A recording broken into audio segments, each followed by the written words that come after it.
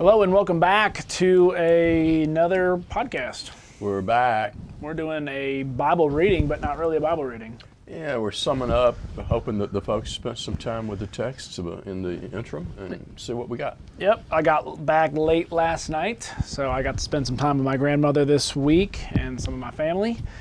It went well, but while we were doing that, we were expecting you to do some reading.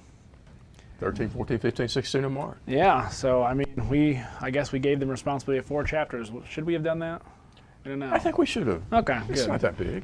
You know, one of these days you're going to have to not rely upon us. You're going to have to rely upon yourself. Take your Bible and just do stuff. Yep. So what we have noticed in Mark, if you did your reading, and if you've been following along, Mark has been a quicker book, Yes. and he kind of gets to points quicker. Bam, bam, bam. Sometimes he'll stop and, flesh Smell some the stuff rose. out. But especially the Passover week and everything, he just It's fast. he runs right through it. So Jesus has already, earlier in the chapters, gone into Jerusalem. He's had his triumphal entry, and he had some confrontation with his last kind of confrontation with the Pharisees and Sadducees, where they tried questioning him, tried to trip him up. They fail again, so they got to kill him. They fail. And Jesus ends, remember, with that comparison of the widow giving 2 mites versus all of what the Pharisees and Sadducees give in their self-righteousness. So telling. Yeah. And so that's kind of ultimately what this kingdom is about, is loving God, right? Serving, being humble, and giving your all. Last night in the auditorium class, I was asking, what does Jesus want of people? Because when we're going out trying to be evangelistic, it would be nice to know what he wants so we can tell people. Yeah, And Susan said, and correctly so, he wants our hearts. absolutely. And so he wants all of us. Now that has things incrementally along the way that service that. But at the end of the day, that's what he wants. He doesn't just want to go in a building every once in a while or say something nice about it. He wants us. Yep. And speaking of that, Jesus, the way he's going to accomplish that is different than the way people think, because what they're still expecting, and what you see from Peter, if you did some of your reading, is they're still expecting this physical kingdom where Jesus is going to reign in Jerusalem.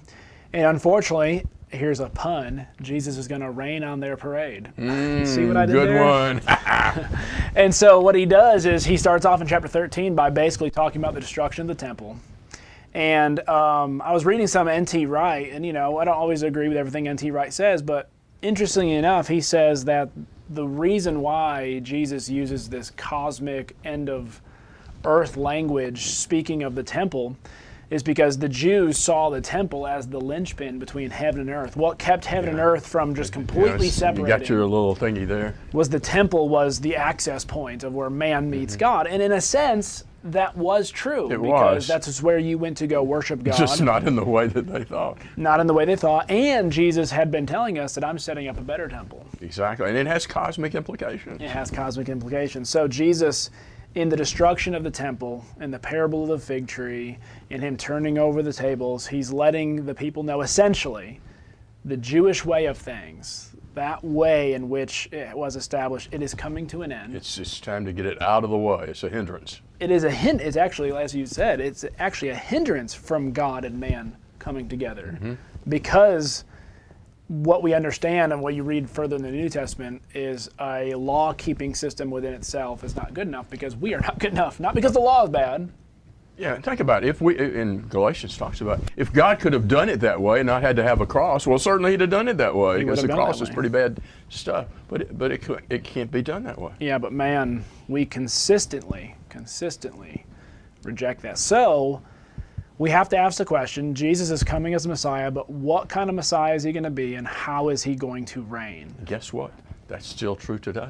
Yep. And what he gives hints at is what you should have seen is, I'm going to reign through death. I must die. The Lamb must come to an end. Paradoxes. Yeah, paradox. And so, hopefully when you were reading, they kept giving Jesus all these clever titles that they thought was a mock. And in a sense, it may have been. Yes. But ultimately, they were confessing in one way, Hail the King of Jews. Absolutely. Yes. Amen. Amen to that. When the sign goes over and that And then they protest, say he said that he's the king of the Jews. All right. Well, I saw the last hour or so of Passion of the Christ the other day, Okay. which gets into a certain amount of that and shows the brutality, the roughness, the coarseness of everything that's going on. It's not anything that looks regal at all, but it Yeah. is. Yeah. And especially Mark writing to Romans, you know, to hear, they've already heard what Jesus, the Nazarene, went through. Mm-hmm. So Mark has to explain how this non-regal event to them is actually the most regal of events that could have happened. Another Jew crucified. No, wait a minute. Yeah, something different. And so after we switch from Mark 13 in the destruction of Jerusalem, Jesus kind of preparing his disciples, Mark 14, we start the Passover, the Passion, and his last meal, and he's preparing his disciples for what he's doing, what he's about to do, and even still there, Peter denies Yeah. the fact that Jesus is doing this. Exactly. But this is the biggest event in Judaism on an annual basis. Yeah. Back to the Exodus. And yet, when we get to that point, John doesn't even really cover it that much, Yeah. but when we get to that point, it's so stripped of everything that was Jewish and so much about the coming Messianic kingdom. Yeah, and Jesus basically being the new Passover meal, right? The new bread, the new lamb, all those kinds of things. He's shedding his blood, as he says, for a ransom for many. This must take place. And an interesting part about this unnamed woman who anoints Jesus, there's some interesting things.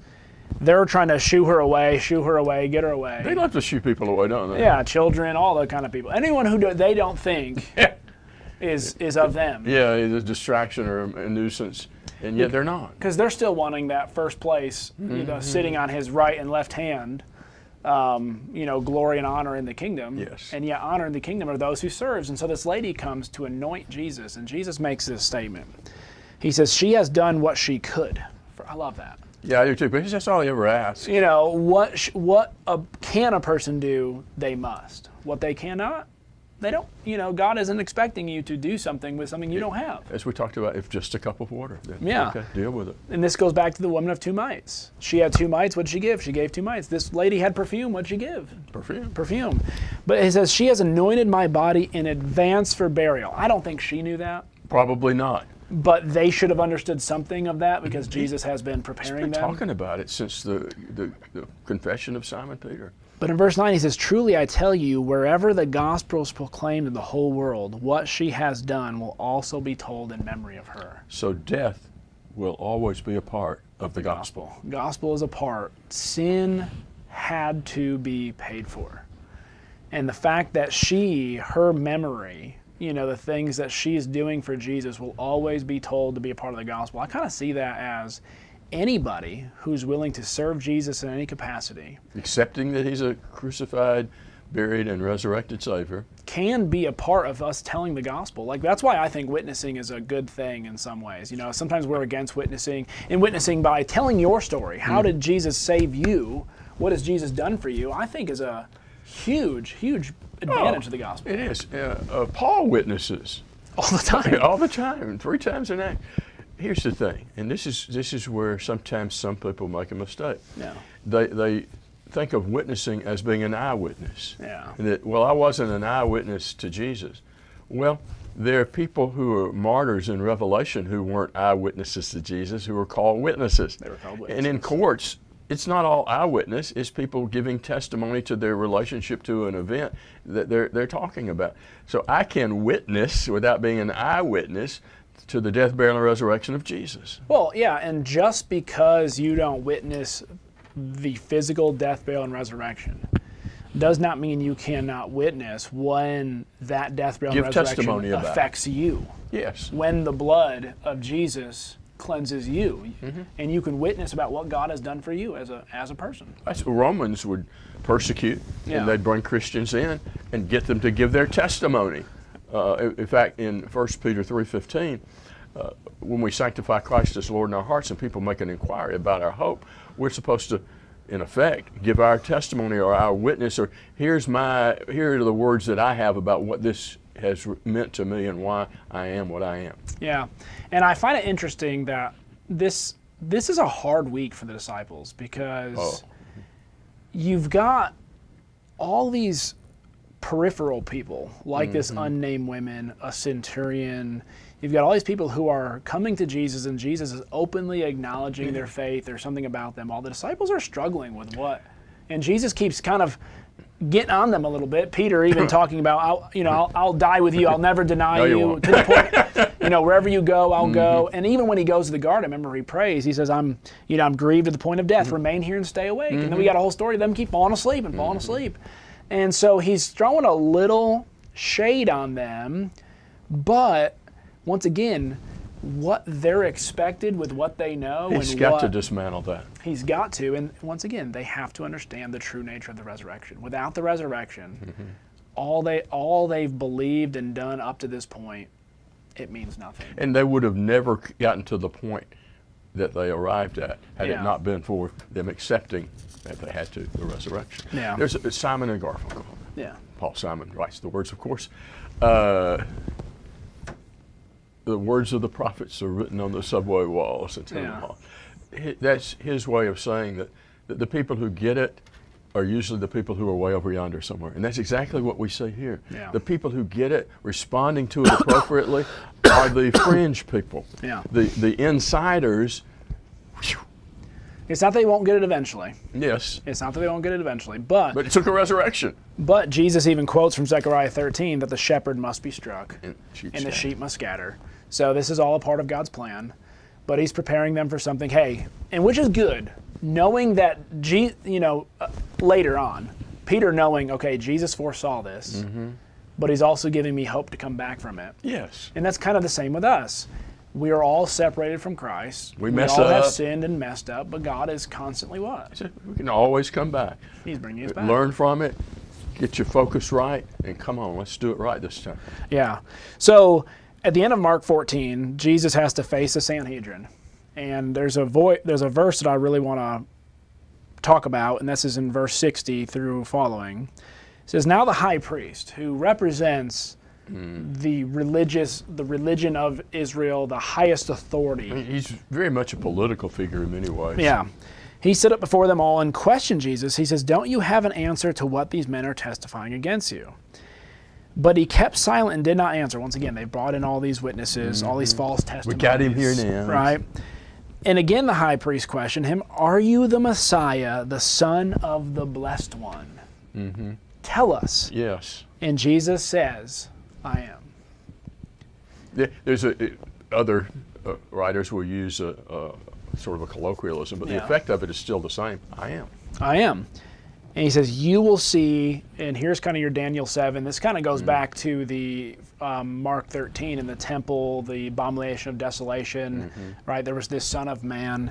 The Son of Man seated at the right hand of power, coming with clouds of heaven. So he's not only saying, yeah, I am, he's saying, and by the way, Yeah, and he's by the just way. kind of letting them have it. and for a Roman audience, this idea of kings coming with power. Yes. What you normally would have seen as a huge parade, Yeah. huge, and you would have brought those who you've captured in before you. Slaves and the treasures and all that stuff. And yet Jesus, he's coming, he's coming from the clouds of heaven, Yes. right? But it makes those things look fairly puny. Yeah, and so I think for a Roman, this would be, Whoa. yeah, no king has done this. No king is this great. No king is this grand. And obviously, then we have Peter denying Jesus. Yeah. Immediately, I see you've been with Jesus. No. And so then Jesus goes to Pilate, who then, we have the religious, representation, the high priest, and you have Pilate. He says, "Are you king of the Jews?" As you say. As you say. Yeah, he is. This interchange, when you put all of it together with Jesus and Pilate, he's playing Pilate, man. Oh, yeah. Pilate thinks he's in charge. Not really. Yep.